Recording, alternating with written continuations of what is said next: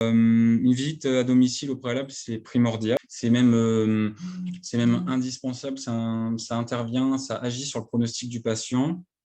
Pourquoi? Parce que dans un soin de suite, justement, on va suivre le patient jusqu'à son domicile. C'est-à-dire que ça ne s'arrête pas à l'hôpital. On sait dans quel état physique, psychique et même social le patient, dans quel état il va sortir, dans quel état il va arriver à domicile.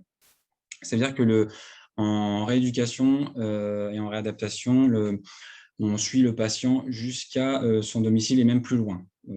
Par exemple, on pourra même réaliser des adaptations de travail au décor, etc. Donc, c'est indispensable la visite à domicile car ça permet de faire un état des lieux pour élaborer des stratégies personnalisées, notamment des stratégies autour de l'environnement du patient, donc notamment son domicile.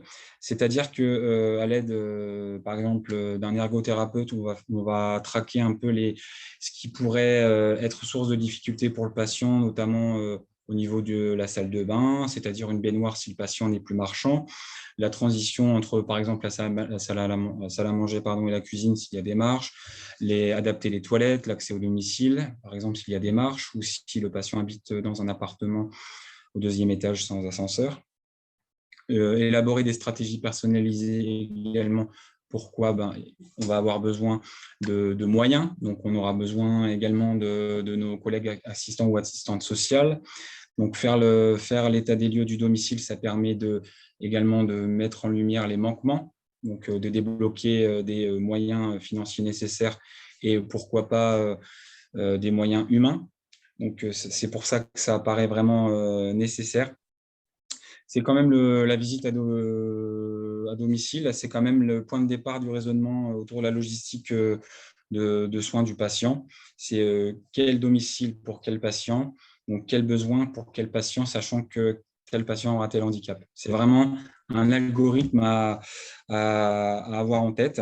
Donc ça nécessite vraiment d'anticiper. Anticiper parce qu'on est quand même dans la prévention.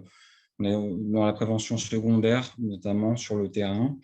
Sachant qu'un environnement sécurisant chez le patient, c'est quand même un facteur de bon pronostic, hein, que ce soit sur le plan organique de sa lésion et même sur le plan fonctionnel, parce qu'on parle ici aussi d'autonomie quand on parle de SSR. Donc, si jamais il existe parfois un réseau en dehors de l'hôpital pour réaliser ces visites à domicile, ça ne peut que faciliter le pronostic du patient et empêcher quelques tracas qui seront par définition évitables.